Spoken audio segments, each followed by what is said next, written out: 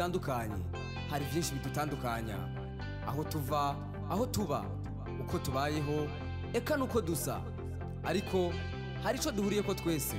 Umwe wese muri twe arafise inkuru canke ntayisangije mu buzima bwakubu canke kahise yo tubera ishuri. Iki ni kiganiro iNkuruShure gica ku muhora wa YouTube wa Bukimon TV.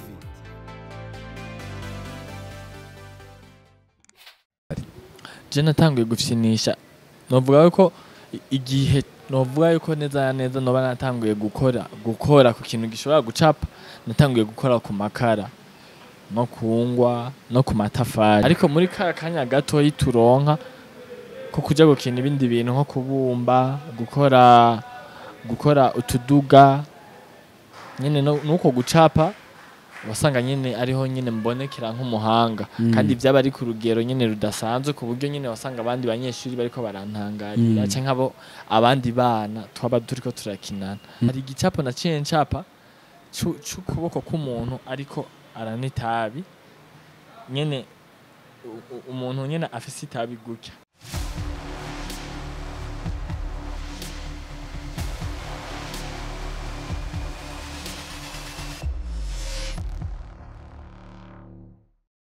Ariko ku munsi we wa encadre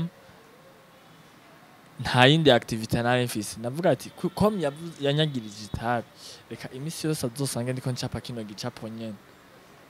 Akaza mwishura agasanga cya gicapo nyene cyo ndiko, akambaza ati none muhungu we ntiwiga?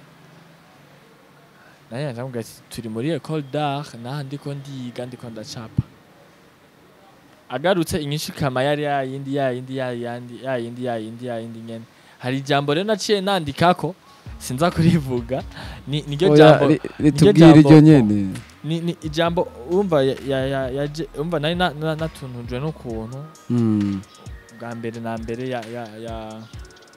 yakwagirije yanyagirije. Ikindi kintu cya kabiri nuko iryo jambo naciye nandikako yavuga yuko ari ikijuju gusumba mama yamvyaye. uwo muntu mu encadreur. Kubera iki wabijanishije uko kuntu? Rero igituma nabijanishije uko kuntu yaraje ambwira ndimo je ndiko ndamuraba. Yari umuntu yifata nk'incabwenge biciye mu kuba akuravye gusa aca yibwira ibiri inyuma.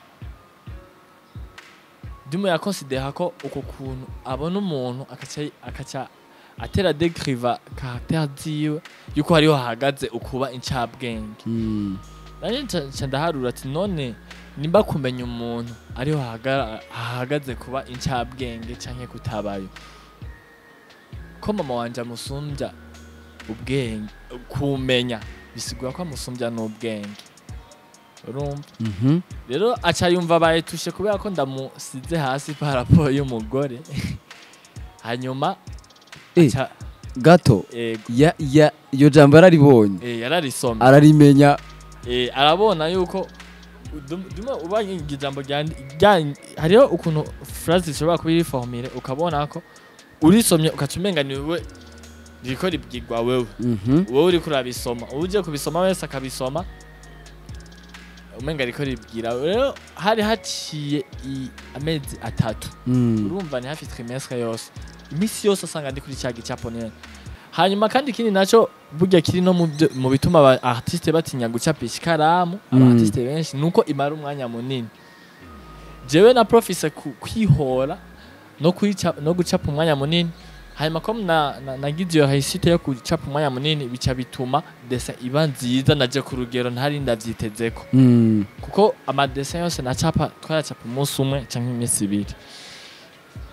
Igicapo namaze ko amezi 3 naho urumva ingene gica kimera en plus ndagicapa gatatu mu ndwi.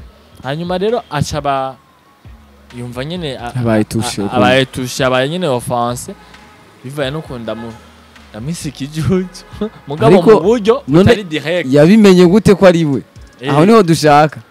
Uko kuntu imisi yose yakunda kuza mu ishuri bati ngo je ndakuravye gutya ngo cyamenye ibiri inyuma yawe byose, arivyo byatuma cyanyagiriza yuko hari biyayura muto.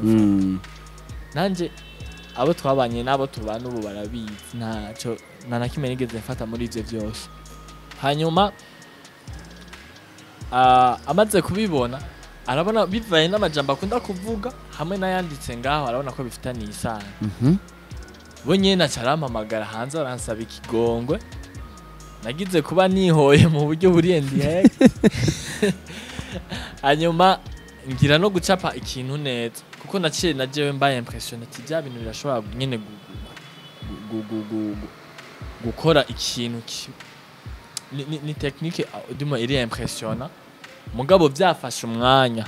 Sinari kuzosupporta uwo mwanya ungana gutya ata motivation iri inyuma.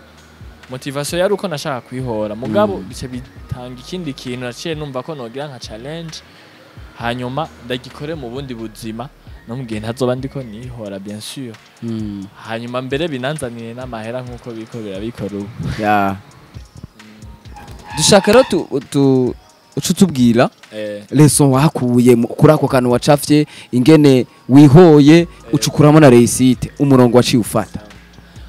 Ivyakurikiye maze kubona yuko nyene bwa mbere na mbere nabonye ko nihoye birakunda kuko yaraje aransaba ikigongwe kandi byari binatangaje ko yari umurezi dutinya cyane.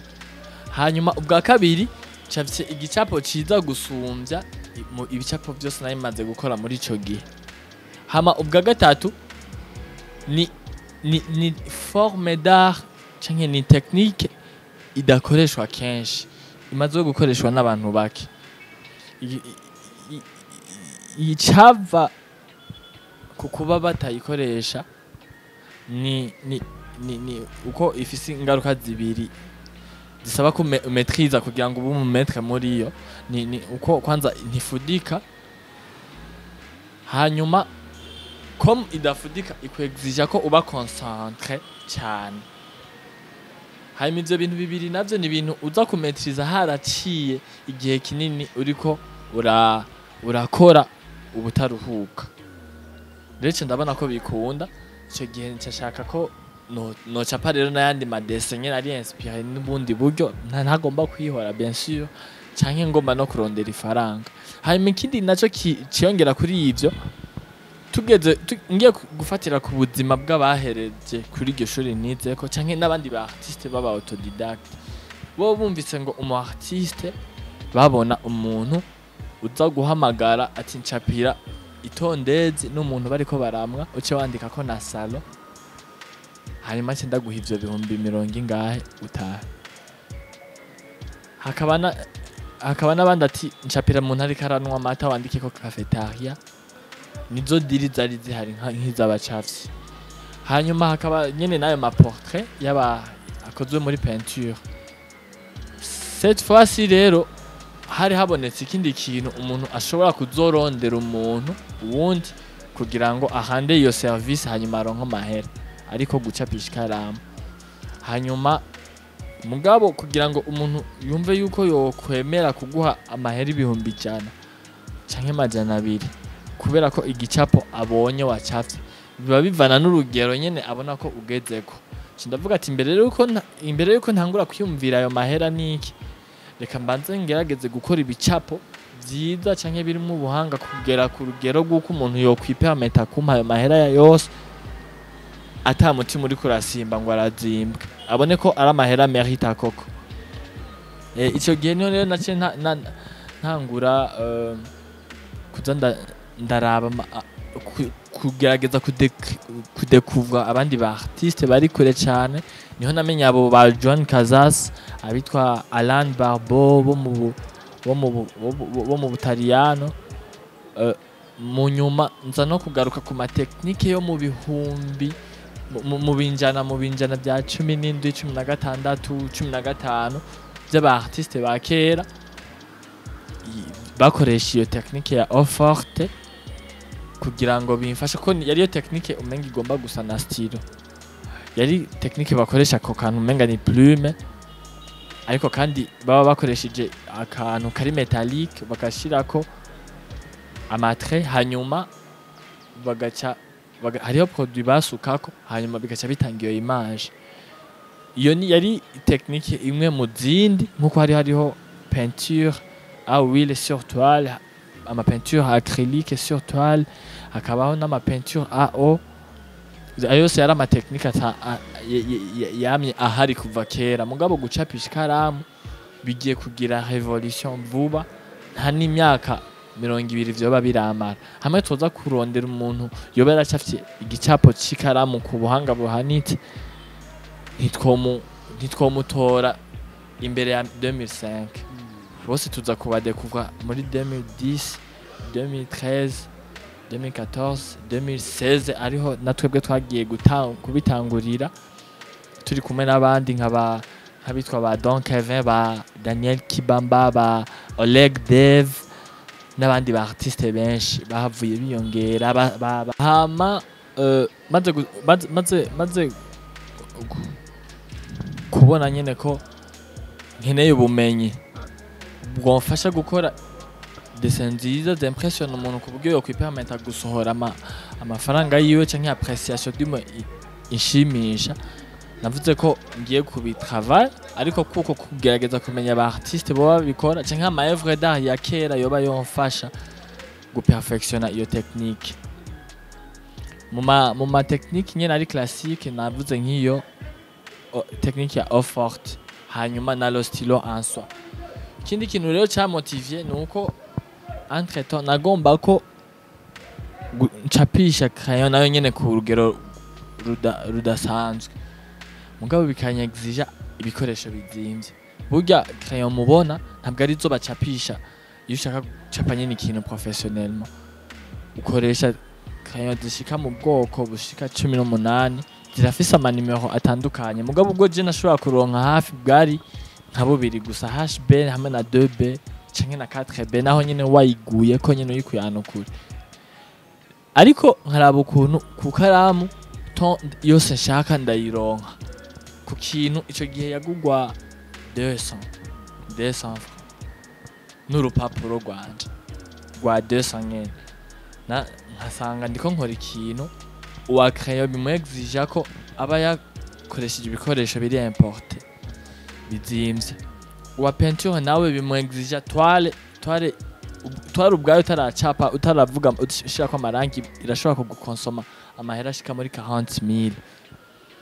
Hanyuma ibyo byose rero jewe cengira imana igikoresho nari ngiye gukoresha ni igikoresho kizimbutse bihuriranye nuko atamahera nari mfise ico gihe. Hanyuma ndabitangura rero dessin yakurikiye iyo oya nahejeje kubabwira ni igicapo ca nyokuru wa papa wanje. Je nari umwuzukuruza wiwe kandi nagize n'amahirwe yo kumubona.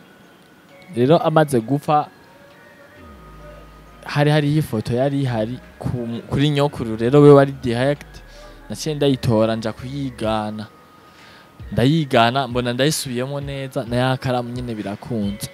Mu nyuma harakurikira n'izindi dessin, mugabo cyo nobabwira nuko inyuma y'iziyo za nyokuru hari urundi rugero ndabona ko shaka kugerako.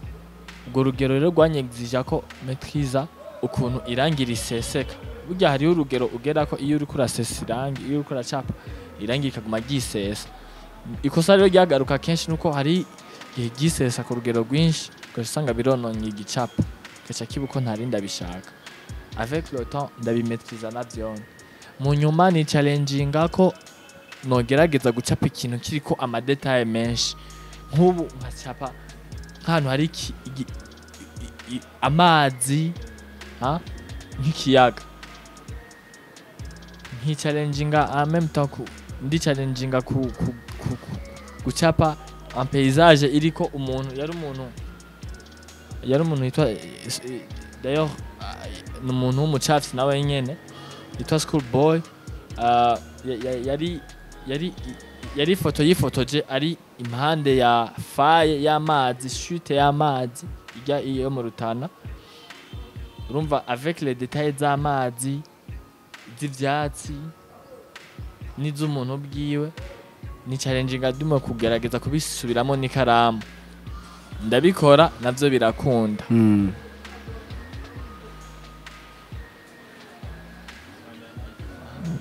ndabikora navyo birakunda mu nyuma naho ndiha iyindi challenge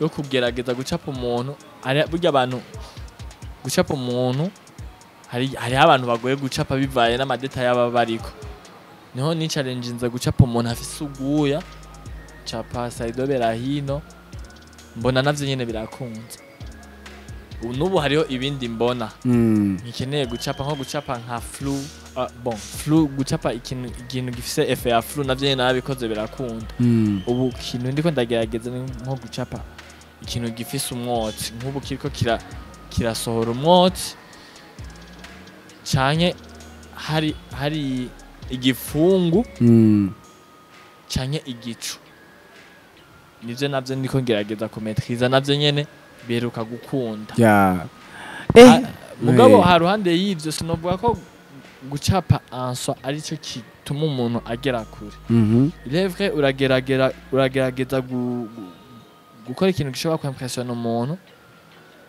ariko kandi naho hari izindi ngabire hari ubundi bushobozi uza kurondera ku bandi canke mu bindi bintu kugira ngo vyorohereze iyo mpano yawe gushika kure naragerageje rero kwichallenginga naho nyene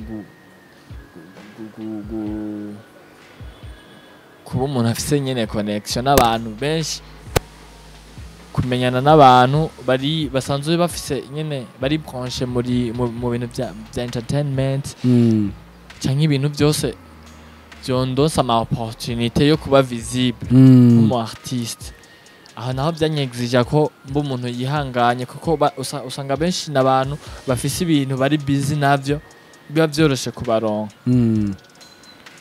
ikindi naco ni challenging rero mu nyuma naho ko norondera visibilité ku bantu bafise amahera bashobore kumpa nyine babona ivyo nkora hanyuma baze barampa ayo mafaveur y'amakomande n'amamarché mu gihe babikeneye navyo nyine birakunda nk'ubu hari nk'amaevre amaze kugurisha nko muri 200,000 150 120,000 nacapishije ikaramu n'urupapuro urumva hanyuma ndaparticipa mu ma competition ndaparticipa no mu ma exposition atandukanye nongera nyene ndaronka n'ayandi ma faveur atarayo gucapisha ikaramu mugabo avuye ku banzi kubera ko nacapishije ikaramu nk'ubu ugasanga n'umuntu ashaka ko nkrea umu personnage azokina nko mu ma illustration graphique ari navyo ngiye gutangura gukora ubu nanatanguye deja turabikora birakunda hari n'ibitabo byariko birakogwa by'abanyeshuri bazoza barigiramo guhera mu wa mbere kugera duma fondamentale yose ibitabo bishasha byariko birakogwa nitwe twakoze ama illustration arimo ilevre nta madesse ya stilo arimo mugabo abanyizeye bama iyo marché bari abambonye ko nshoboye ibyo gucapa ayo se n'ama opportunity yagiye araza n'ama challenge nagiye ndadopta dume nabaye nagenda nda facinga kugira ngo shike kumbura hano bangeze no munsi Yish Kalamu rero izina ryaje gute kuko nono munsi byoroshe kuvuga Yish Kalamu gusoma kuvuga ndayishima yava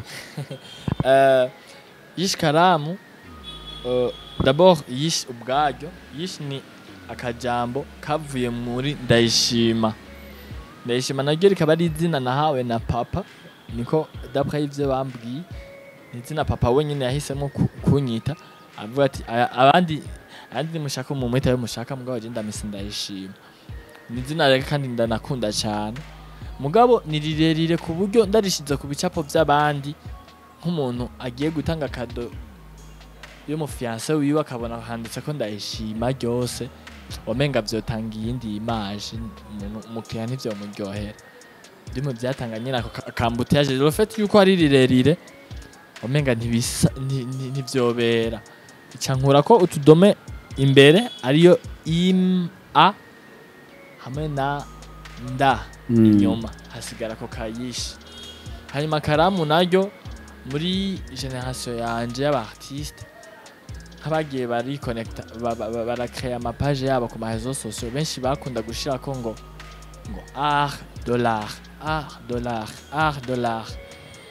jewe nanje yish art menga ni byasona nyene bien en plus kubera ko ari ikintu cyariko kirakoreshwa cyane muri ico gihe cyambona ko menga no kwidistinga hagira ikindi kintu nubundi karamu ikiguminyagiriza ati kusiga ko kutamvuga ari kutamvuga cyangwa nisanga nyene nagasizemo aryo yish kalamu mugabo kandi naryo nyene hari intambamye nabona ko ryonkwegera nko kuba abantu bazokwiyumvira ati none abantu bazohava banyima mama ibiraka byo kuza gucapa ku mpome zabo bibaza yuko ncapisha kalamu gusa bazohava banyima ibindi biraka dume biri artistique nko kubumba kuko navyo nyene ndabikora kubera ko ako kantu ka karamu hanyuma mu nyuma ndavyihanganira kandi byarangize ko iyo ngaruka nyene ugasanga n'umukuzine wanje asanzwe nyine ko mbere nize no muri école d'art ugasanga haje marché isaba ko nko kwandika ku gihome arinze gutelefona abandi bantu yibaza ko ncapisha karamu gusa dume niyo ntambamye nyene yo kubura yandi ma opportunity mugabo ntabwo byari grave quand même abantu baragiye barabona ko n'ibindi ndabikora hanyuma bakampa ayo ma opportunity uno munsi rero Yish Kalamu ubona uwo mwuga wawe wo gucapa n'umwuga ushobora gutunga umuntu no munsi niwe ugutunze tubwire pour le moment à part yo kwiga kubera ko kwiga ndihigwa n'uwundi muntu ibindi bintu byose haba kwivuza gufungura kugira iki byose ndabifashishwa n'ikaramu canke no gucapa muri rusange.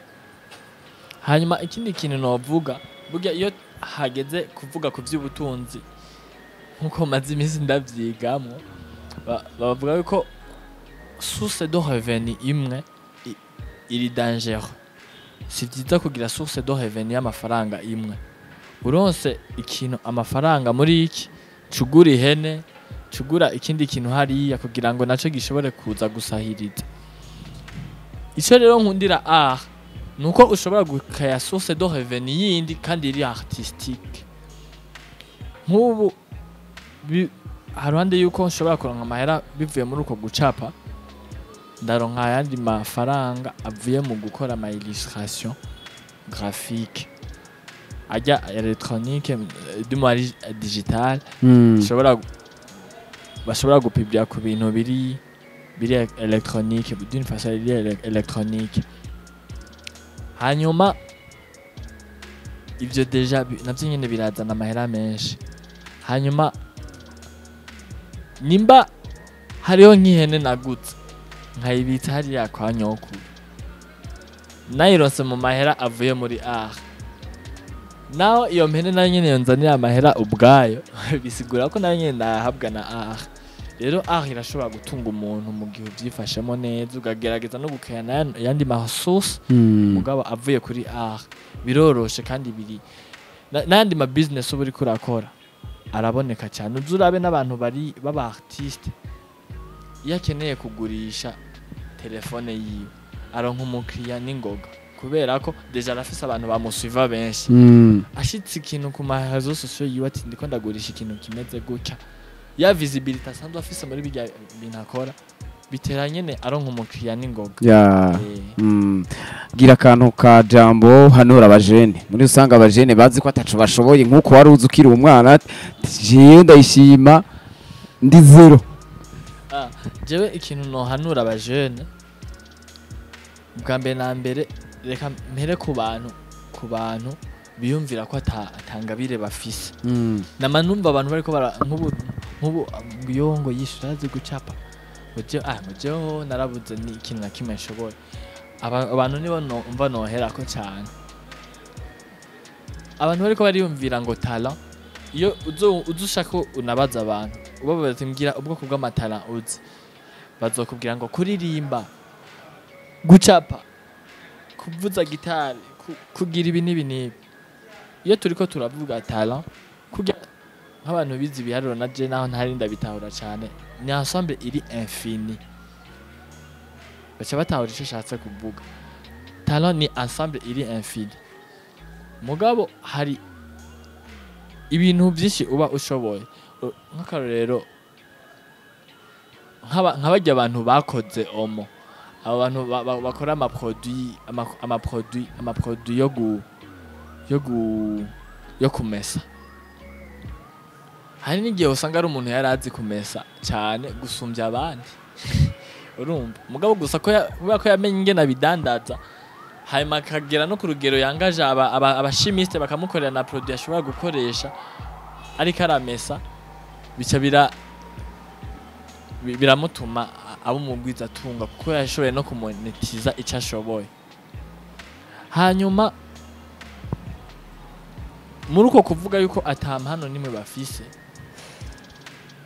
tuvuze impano kwanza nitumenye icyo ari cyo impano ni ikijya kintu basi umuntu bon naje sinovuga ko nzi icyo bisigura neza na neza gusa d'après y'ibyo abandi bavuga le talent ni ikintu nyene ukora avec excellence gusumbya mbere n'abandi bantu canke gusumba n'ibindi bintu usanzwe ukora jewe gucapa nivyo bintu nibaza ko nari nshoboye ariko ugiye kuraba kugira ngo ushobore kugera les réseaux sociaux byansaba ko menya kwanza gukomunika kwandika amajambo ashobora gutuma a part iyo dessin rijya jambo rishobore kuba ryo tuma umuntu aba intéressé ni dumwe ijya dessin igire vie